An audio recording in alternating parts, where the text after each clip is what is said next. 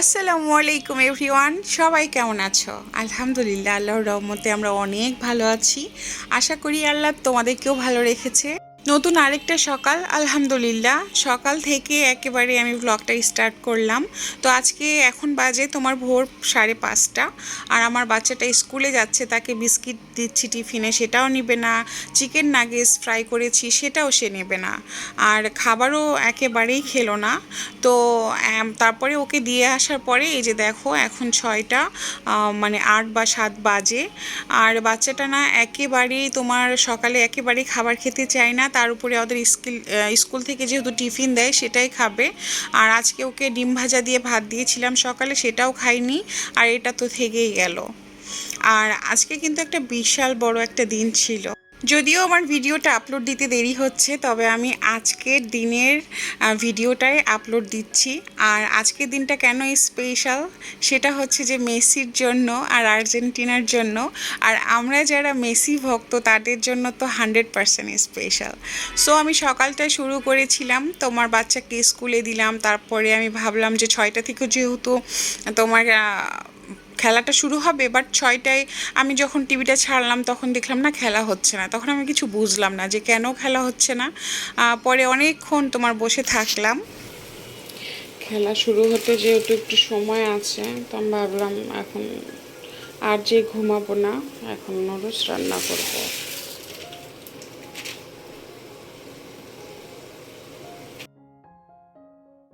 আসলে খেলাটা যখন শুরু হয় নাই তখন না বসে থাকতে খুব বোরিং লাগছিল, আর একটু একটু ঘুমও পাচ্ছিল।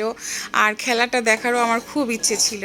ওদের বাবা আবার হচ্ছে যে রাতের খেলাটা দেখেছে, যেটাতে তোমার স্পেন চ্যাম্পিয়ন হয়েছে, বাট আমি যে দেখতে চেয়েছিলাম মেসিরটা। নুডলস হচ্ছে চুলায়, আর ভাবলাম যে তাহলে আজকে সকালে নাস্তাটা আমি কি বানাবো সেটা বানিয়ে ফেলি, কেননা খেলা শুরু হতে দেরি আছে। তো আজকে ভাবলাম যে আমি রান্না করি তোমার খিচুড়ি। আর আজকের খিচুড়িটা হবে 3 পদের ডাল দিয়ে। আর আজকের খিচুড়িতে আরও কিছু অ্যাড হবে, সেটা হচ্ছে ডিম।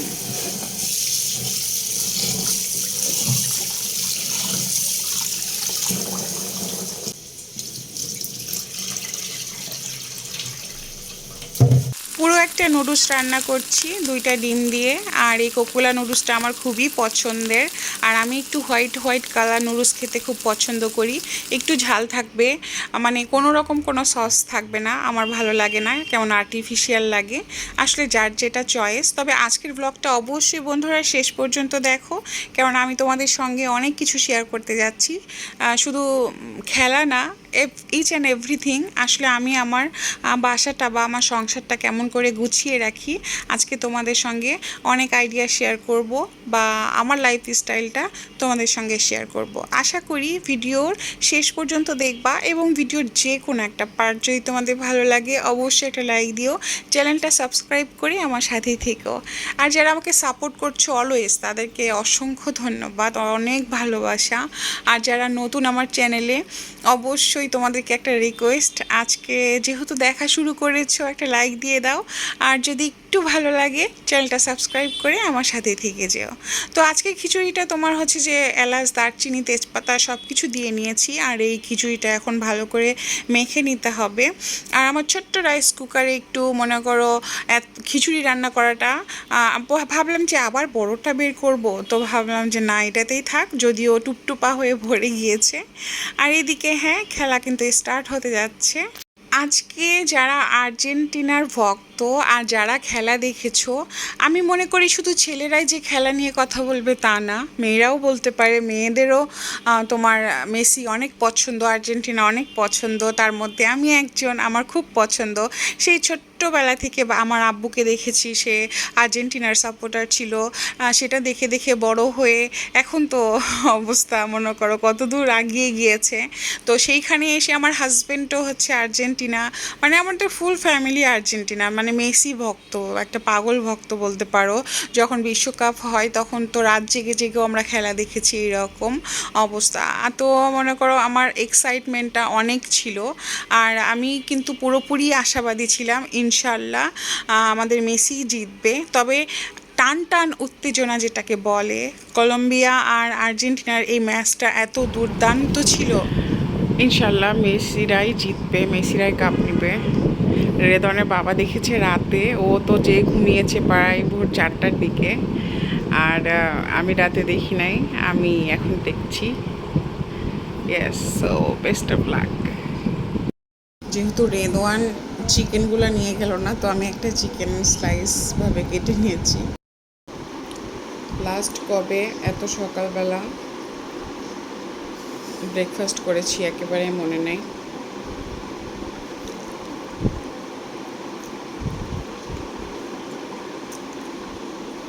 মজা হয়েছে। আমি যখন তোমার ভয়েস ওভার করছি তখন তো আমি নিশ্চিত যে হ্যাঁ, আর্জেন্টিনা জিতে গিয়েছে, বাট ওই সময়ও কিন্তু আমার একেবারে কনফিডেন্স ছিল যে হ্যাঁ 100% মেসিরাই কাপ নিবে। তবে আমি একা একা খেলাটা দেখছিলাম, আর এই রকম মনে করো 1 ঘন্টা পার হয়ে যায়, এদিকে মেসি ব্যথা পেলো, তারপরে তোমার মেসি যে বসে থাকলো বা মেসির কান্না দেখে বরাবরের মতো আমি ইমোশনাল হয়ে গিয়েছিলাম। আমার বড় ছেলে বা আমার হাজব্যান্ড থাকলে আসলে জমে যেত খেলাটা একেবারে। তো হাফ খেলা হওয়ার পরেই তোমার হচ্ছে যে বিরতি, আর তখন সাকিরার সং শুনতেছিলাম। আমি কিন্তু ভেবেছিলাম না যে একেবারে আমি মানে সাকিরার কোনো পারফরমেন্স হবে। আর এই পর্যায়ে এসে কিন্তু খুবই খারাপ লাগছিল, একেবারে আশা ছেড়ে দিয়েছিলাম যে না আর পসিবল না, যেখানে মেসি নেই সেখানে কিভাবে সম্ভব। আর যখন তোমার মেসি ব্যথা পেল তখন না কলম্বিয়া এমন খেপে গেল, মনে হলো যে ওরা না পাওয়ার পেয়ে গিয়েছে, যে মানে ইজিভাবে নিয়েছে।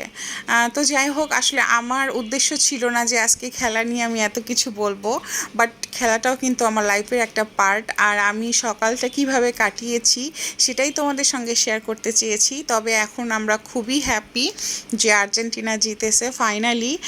ডিমারিয়া আর হচ্ছে যে তোমার মেসির হয়তো বা এটাই শেষ খেলা ছিল। মেসি যেহেতু আগেও নেক্সট মানে খেলতে পারবে। আর এদিকে খেলা দেখতে দেখতে আমার কাজের আপাটাও চলে আসছে 3 দিন পরে। আপা ছিল অসুস্থ, তো আপাকে জিজ্ঞাসা করছিলাম যে আপা আপনি কখনো কি মানে খেলা দেখেছেন কিনা বা মেসিকে চেনেন কিনা। বলে না আমি তো মেসি চিনি না, আমি কখনো খেলা দেখি নাই। তো আপার সঙ্গে এনজয় করছিলাম। আর এই মুহূর্তে তোমার কাপ নেওয়ার সময় ওদের বাবা ঘুম থেকে উঠে পড়েছে, আজানও উঠে পড়েছে, আজানও কাপ নেওয়াটা দেখেছে। আর রেদওয়ান যখন স্কুল থেকে আসছিল ও জানতে পেরেছে যে হ্যাঁ মেসি জিতেছে, ও খুবই খুশি হয়েছিল। আর আমার ফোনে তো ভিডিও করাই ছিল, তো ও দেখে মনে করো এটাতে ও শান্তি পেয়েছে। তবে একটু আফসোস করছিল যে আম্মু ইস, আমি যদি দেখতে পারতাম। আমার বাচ্চাগুলো কিন্তু ছোট হলে হবে কি, তারাও মেসি ভক্ত, ইভেন তোমার অনেক বড় ভক্ত। মানে এরা যে আবার আমাদের বয়সে আসার সময় তারা কোন লেভেলে যাবে এক আল্লাহ খোদা জানে। তো আর্জেন্টিনা জেতার পরে আমি বিশ্বাস করবা না, তোমাদের সঙ্গে শেয়ার না করলেই না, আমি গত রাতেও ঘুমিয়েছি তোমার 2:30টার সময়। আজান হচ্ছে যে পা কেটে যাওয়ার পরে সন্ধ্যায় তোমার 6টার দিকে ঘুমিয়েছে, রাত 9টার দিকে উঠেছে। তো তার কারণে বাচ্চাটা না তোমার সেই 2:30টার দিকে ঘুমিয়েছে, আর ওদের বাবা তো রাত জেগে জেগে খেলা দেখেছে। এদিকে আমারও ঘুমই একেবারেই হয় নাই, তারপর আবার ভোর 5টায় উঠেছি, আবার সব কিছু। কিন্তু আমার এই মুহূর্তে কিন্তু ঘুমানোর কথা, বাট সত্যি কথা মানে মেসির এইরকম জয়, ও মানে ব্যথা পেলো তারপরেও যে আল্লাহ তাআলা মনে করো জিতিয়ে দিল, এটাতে না মনে হচ্ছিল যে এনার্জি আছে, বা অতটাও টায়ার্ড মনে হচ্ছিল না নিজেকে। তো ভাবছিলাম যে আজকে আমি আমার বাসাটা একটু মনে করো ফার্নিচারগুলো গুছিয়ে নেই বা মুছে নেই, একটু পরিষ্কার করে নেই। আর আমি কিভাবে আমার বাসাটাকে গুছিয়ে রাখি সেটাই তোমাদের সঙ্গে শেয়ার করব। তো আমি সবসময় একটা মানে মাথায় আমার থট থাকে, তোমার বাসা হচ্ছে পরিষ্কারের মেন একটা পার্ট হচ্ছে তোমার বেডরুম।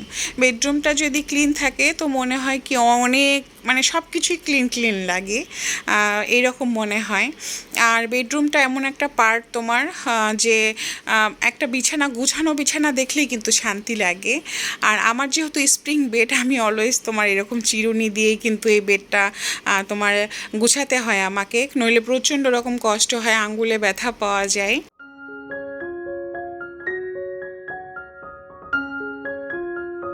সব কিছু যদি আমরা ভিডিওতে দেখাতে পারতাম তাহলে তো হতোই। তারপরেও আমি যেহেতু ডেইলি ব্লগ আপলোড করি, আমি চেষ্টা করি মানে আমার সাথে ঘটে যাওয়া সব কিছুই তোমাদের সঙ্গে শেয়ার করার জন্য। তবে একটা বিষয় কি, তোমার অফ ক্যামেরায় আমরা হাজারো কাজ করে থাকি, যেটা আসলেই পসিবল হয় না যে তোমাদের সঙ্গে শেয়ার করব। তো আমার বেডটা গোছানো প্রায় কমপ্লিট। আর প্রতিদিনের লাইফস্টাইলটা প্রতিদিন ভিডিও করে দেন এডিট করে ব্লগ আপলোড দেওয়া কিন্তু আরও ডিফিকাল্ট। আর আমার দুইটা ছোট ছোট বাচ্চা, আমার লাইফ আছে, আমার সংসার আছে। এই যে দেখো আমি আজকের দিনটাই কিন্তু কি করেছি, ইচ অ্যান্ড এভরিথিং আমি তোমাদের সঙ্গে শেয়ার করছি। তো আমি কিন্তু চাইলেই পারবো না এই ব্লগটা তোমার 3টায় বা 2টায় আপলোড করতে, কখনোই না। এর জন্য আমার ব্লগটা একটু আপলোড করতে তোমার দেরি হয়ে যায়। তারপরেও যদি তোমাদের ভালোবাসা পাই তখন কিন্তু আমার মনে হয় যে না, আমি অনেক ব্লেসড যে তোমাদের সাপোর্ট বা ভালোবাসাটা পাচ্ছি। আর যখন একটু মনে হয় যে না, সাপোর্টটা পাচ্ছি না, তখন অবভিয়াসলি আমার খারাপ লাগে। তো আজকে তোমার বেডের সাথে সাইড টেবিলটা, এই কাভারটা না একটু মনে হচ্ছে ময়লা হয়েছে। এটা আমি ঈদের সময় ফেলেছিলাম। আর যেটা এই এখন যে তোমার কাভারটা ফেলতেছি সেটা যে তোমার জুতার র্যাকের জন্য এনেছিলাম। তো সেটা বড় হয়ে গিয়েছিল আর মনে করো কেটেছি, তো আমি ফেলে দিয়েছিলাম না যে এটা কাজে লাগবে। তো এইটা নিয়ে এসে আমি যখন এখানে তোমার বিছাচ্ছি তখন মনে হলো যে একদম জাস্ট পারফেক্ট হয়ে গিয়েছে আর খুবই সুন্দর দেখাচ্ছে। তো এটাও আমি তোমার গুছিয়ে নিচ্ছিলাম। আর সাইড টেবিলটাতে তোমার আমি বেশি কিছু হাবিজাবি গিজিবিজি এগুলো রাখতে চাই না। আর ওদের বাবা তো আমাকে অ্যালাউ করবে না। আমি যদিও রাখতে চাই, মানে আছে না যে ধরো আমি একটা ফুলের টপ রেখেছি, আরও মন চাইবে আমার 2টা রাখতে, কিন্তু না, ওদের বাবা বলবে যে না, এটা একেবারেই ভালো দেখাচ্ছে না। আর ও যেটা পছন্দ করে না সেটা আমি করতেও চাই না। তো আমি সিম্পল একটা আমার অক্সিজেন আমার গাছ রাখি। আর এখানে রেখেছি তোমার আমাদের একটা পিকচার ফ্রেম। আর থাকে তোমার এসির রিমোট বা ডয়ারে সবসময় যেগুলো প্রয়োজনীয় জিনিসপত্র সেগুলোই থাকে। আর এসির রিমোটটা আমি সবসময় ওদের বাবার হাতের কাছে রাখি, কেননা বাসায় এসে সাথে সাথে ওনার এসি লাগে। তো আমার এই গোছানোটা কমপ্লিট। আমার বাসাটা আমি যতই গুছিয়ে রাখি এত ধুলা পড়ে, কেননা আমার বাসাটা একেবারে রোডের সাথে। রোড আর আমার বাসা মনে হয় 4-5 হাত তোমার আছে না যে দূরত্ব। আর সেইখানে সব কিছু মেনটেন করা কিন্তু অনেক কষ্টের। আর তাছাড়া আমি যে এখন গুছিয়ে রাখছি বা এটা যে এইরকম সুন্দরভাবে থাকবে এটার কিন্তু 1%ও গ্যারান্টি নাই। এনি টাইম আজান বিছানায় এসে জাম্প করবে বা কিছু সরিয়ে দিবে, এই রকম অবস্থা। আর ড্রেসিং টেবিল সম্বন্ধে একটা কথা বলতে চাই। ড্রেসিং টেবিল আমাদের মেয়েদের একটা অলংকারের মতো। ঘুম থেকে ওঠে বা যখন তখন একটু আয়নার সামনে কিন্তু আমরা মেয়েরা যেতে পছন্দ করি। যদিও আসলে হাউসওয়াইফের লাইফটা এতটা বিজি সময় কাটে, শুধু আমার লাইফটা না, সবাই চেষ্টা করে তাদের বাসাটা তোমার পরিষ্কার রাখতে। কে নোংরা থাকতে চায়? তবে এটা 100% শিওর কিছু মানুষ থাকে যে তোমার নোংরাই ভালো লাগে, সত্যি কথা। আর কিছু মানুষ আছে মনে করো অনেক সময় ভাবে যে না, কি হবে, পরিষ্কার করে থাক, পরে করবো, এরকম। তো ড্রেসিং টেবিলটা আবার চোখের সামনে থাকে, এইটা যত তোমার ক্লিন থাকবে ততই তোমার ভালো লাগবে। আর এই জিনিসটা আমি ভালো করে রাখার চেষ্টা করি। যদিও আমার আজান বাবাটা সব সময় সেটা সেটা মনে করো উল্টাপাল্টা করে রাখে, তারপরেও আমি তোমাকে মানে সবসময় বলি যে বাবা এটা করো না, সেটা করো না। আর সেই ক্ষেত্রে আমার যদি বড় বাচ্চা হতো আমার কিন্তু শান্তি অনেকখানি আমি পেতাম। আর এখন আমার পালা হচ্ছে যে আমার লিভিং রুমটা একটু গোছানো। এই যে দেখো সোফা কোথায়, কুশন কোথায়, এই রকম অবস্থা থাকে আমার লিভিং রুমের। অলওয়েজ আমি যে গুছিয়ে রাখবো 5 মিনিট পরে এসে দেখবা দোলনার জায়গায় নাই, তারপরে মানে কুশন কোথায়, নিচে ফেলানো, এগুলো। তবে এই কুশনটা না আমি রেখেছি, এই সাইডের সোফারটা এটা আমি রেখেছি, কেননা আমি যখন খেলা দেখছিলাম লং টাইম বসেছিলাম তখন আমি কুশনটা তোমার মাথার কাছে রেখেছিলাম। আর মনে করো যেহেতু সকালে টিভির কাছে অনেকগুলো সময় পার করা হয়েছে, খাওয়া দাওয়া হয়েছে, আজান বাবা উঠে আবার নুডলসটা খেয়েছে, তো সেক্ষেত্রে একটু মানে নোংরা অবস্থা হয়ে আছে। আর আপা কিন্তু কাজ করে যাওয়ার পরে আমি এগুলো স্টার্ট করেছি, তো সেক্ষেত্রে আমার ডবল খাটনি হয়েছে আজকের দিন। দিনে, কেননা আপা যখন এসেছিল তখন আজান ঘুম থেকে উঠেছিল বা আমাদের অনেক অন্যরকম কাজকর্ম ছিল, এই জন্য আসলে হয়ে ওঠে নাই। তবে ভাবলাম যে থাক, কাজের আপা চলে গিয়েছে তাতে কি, আমি এগুলো একটু গুছিয়ে রাখি।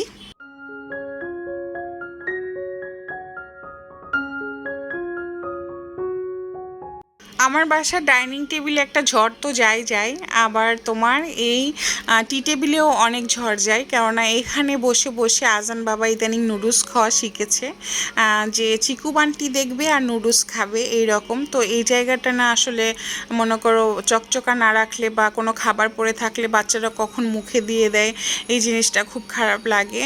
আর তাছাড়া বিশ্বাস করো, আমার লিভিং রুমে ওরা দুই ভাই যখন তোমার চিপস বলো, বিস্কিট বলো, যে কোনো কিছু খেতে গেলে ড্রয়িং রুমের অবস্থা আর মানে ভালো থাকে না। তোমার এখন ঝাড়ু দিবা, আবার কিছুক্ষণ পরে যা করার তাই হয়ে যাবে। ছোট বাচ্চা সম্বন্ধে আসলে বলে করে শেষ করা যাবে না যে তারা কেমন। যাদের বাসায় এই রকম দুইটা বিচ্ছু আছে তারা আমার সঙ্গে অবশ্যই কানেক্ট করতে পারবে।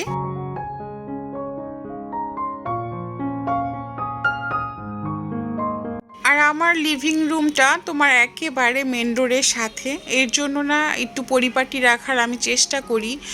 যদিও সত্যি আমি বারবার কেন বাচ্চাদেরকে মেনশন করছি, কেননা আমার ড্রয়িং রুমটা তারাই অগোছালো করে। সত্যি কথা, ধুলাবাড়ি তো আছে, তাদেরকে তো আর কিছু করতে পারবো না, কিন্তু ওদেরকেও আমি ধমকের উপরেই রাখি, এটা করো না বা সেটা করো না। আর এ শুনলে তো হয় বলেন, একে অপরের গায়ে কুশন কভার ফেলানো বা চিপস খাচ্ছে চিপস ফেলানো, এইরকমই চলে। আর আমার মাথাও ঠিক থাকে না চিৎকার চেঁচামেচি করতে করতে, মানে অনেক সময় মনে হয় যে আচ্ছা ঠিক আছে। তারপরেও কি হয়, যখন আমার বড় ছেলে স্কুলে থাকে তখন মনে হয় যে বাসাটা অনেক শান্ত। বড় ছেলে আসার সাথে সাথে তো আপনার আমার বাসাটা একেবারে মহামারী ঘূর্ণিঝড়ের মতো হয়ে যায়। দুই ভাই এক জায়গায় থাকলে কি যে বলবো। আর লিভিং রুমটা পরিষ্কার করতে করতে আমার কিন্তু রান্নারও একটা টেনশন আছে যে হ্যাঁ আমাকে রান্না করতে হবে। আর রান্নাটা আজকে একটু লেট করছি কেন, আমি যেহেতু সকালে খিচুড়ি রান্না করেছিলাম, সেই খিচুড়িটা না রয়ে গিয়েছে। আর এখন বড় ছেলেকে আমি তোমার খিচুড়িটা খাওয়াইয়ে দিব, আর একটু লেট হলেও কোনো প্রবলেম হবে না, কারণ ওদের বাবা ইদানিং না 2:30 3টা এই সময় করে বাসায় আসে। আর তাছাড়া বাসায় যেহেতু যথেষ্ট পরিমাণে খাবার আছে, তখন তোমার দুপুরের খাবারটা আমি এত চাপ নিই না যে 2-10 মিনিট একটু আধা ঘন্টা লেট হলে কোনো প্রবলেম নাই। তো আজকে দুপুরে রান্নাটা করব আমি পটল আলু দিয়ে চিংড়ি আর হচ্ছে ভেন্ডি ভাজি। আর কিছু রান্না করব না, কেননা আমার তো একেবারেই তোমার সেই ঘুম নেই। আমি কিন্তু টায়ার্ড ছিলাম, বাট আছে না আমার চোখে ঘুম আসতেছে না, যে আমি যে বিছানায় যেয়ে ঘুমাবো, কিন্তু ওই ঘুমালে কি হবে যে মোবাইলই টিপবো, এইরকম অবস্থা। আর তাছাড়া হাতে যখন এত কাজ থাকে তখন না আমি শুয়েও অনেক মানে শান্তি পাই না, অস্থিরতা কাজ করে একেবারে। তোমার আছে না যে সব কিছু কাজকর্ম শেষ দিয়ে তবেই না একটু মন স্থির করে রেস্ট নেওয়া যায়। তো আজকে রান্নাটা আমি চিংড়িটা একটু আলাদাভাবে ভেজে নিলাম, আর পটল দিয়ে চিংড়ি তোমার আলু দিয়ে কিন্তু অনেক মজা লাগে। পটলটাকে অনেক ভালোভাবে কষিয়ে নিয়ে তারপরে তোমার মাছটা দিয়ে প্রচণ্ড রকমের একটা স্বাদ আসে। এমনিতেও তোমার হচ্ছে যে আমার বড় ছেলে বা ছোট ছেলে পটল খেতে চায় না, তো কি করি, তোমার যেগুলো বিচি বেশি বড় বড় সেগুলো একেবারেই রাখি না। রেদওয়ান তো যেই দিন দেখবে যে পটল রান্না হয়েছে, আম্মু আমি খাবো না। আর আলু তো একেবারেই খাই না, আলু দুই ভাই একেবারেই পছন্দ করে না। তারপরও রান্না করছি, আর একটা আশা ভরসা ছিল, সেটা হচ্ছে ভেন্ডি ভাজি, কেননা ভেন্ডি ভাজিটা থাকলে আবার দুই ভাই সুন্দর করে ভাত খেয়ে ফেলবে। তো কথা বলতে বলতে কিন্তু আমার রান্নাটাও কমপ্লিট হয়ে গিয়েছে। আসলে আজকের দিনটা অনেক মানে ব্যস্তময় একটা দিন গিয়েছে। আর যেহেতু তোমার আমি টিভির একটা মুছতে মুছতে আমি রান্নাঘরে চলে গিয়েছিলাম, আর ওরা যেহেতু তোমার টিভি দেখছিল, তখন আর আমি সোফাগুলো গুছিয়েছিলাম না, যে ওরা সরে যাবে বা খেলার রুমে খেলতে যাবে তখনই আমি পরিপাটিভাবে সুন্দরভাবে গুছিয়ে নিব। তো এখন আমি মনে করো একটা শান্ত পরিবেশ আমার লিভিং রুমে, তো ভাবলাম যে এখন অন্তত গুছিয়ে রাখি। আর এই সময় ওদের বাবা কিন্তু একেবারে আসে নাই, জানি না কেন এত লেট করছে। তবে আমার সম্পূর্ণ কাজ শেষ। আর এভাবেই কিন্তু আমার প্রতিদিন যায়, সকাল থেকে রাত পর্যন্ত আমার lifestyle as a mother, as a woman, as a housewife. এভাবে আমি আমার সংসারটাকে গুছিয়ে রাখি, এভাবেই করার চেষ্টা করি আর এভাবেই করতে চাই যতদিন বেঁচে থাকি। আল্লাহ সবাইকে যেন ভালো রাখে, এভাবে সুস্থ রাখে। আসলে বাচ্চারা যেদিন বড় হবে সেই দিন হয়তো আমার এই কষ্টগুলো কমে যাবে, কিন্তু বাচ্চা তো বাচ্চাই। তো যাই হোক, আমার আজকের ব্লগটা কিন্তু এইটাই ছিল। আমি জানি না তোমাদের কেমন লেগেছে, যদি ভালো লাগে অবশ্যই কমেন্ট করে জানিও। তো আমার সংসারটাকে, আমার বাসাটাকে আমি এইভাবে সাজিয়ে রাখার চেষ্টা করি। আর প্রত্যেকটা যারা হাউসওয়াইফ তারা সবাই কিন্তু চেষ্টা করে নিজের সংসারটাকে সুন্দর করে পরিপাটি করে সাজিয়ে রাখতে। তো এই দিকে জুতার র্যাকের সাথে দেখছি যে বড় ছেলে স্কুল থেকে এসে জুতাটা ভিতরে রাখে নাই, মোজা রেখেছে বাট জুতাটা রাখে নাই, তো আমি রেখে দিলাম। তো এখন মনে হচ্ছে যে হ্যাঁ, আমি পরিপূর্ণভাবে আমার কাজটা শেষ দিতে পেরেছি, আলহামদুলিল্লাহ। তো এটাই ছিল আমার আজকের ব্লগ। আজকে সকাল থেকে তোমার প্রায় বিকেল হতেই চলেছে, প্রায় তোমার 2:30-3টা বাজে। তো এতটুকুই ছিল শেয়ার করার মতো আজকের জন্য। জানি না তোমাদের কেমন লাগলো, জানিও। সো আজকের জন্য আল্লাহ হাফেজ।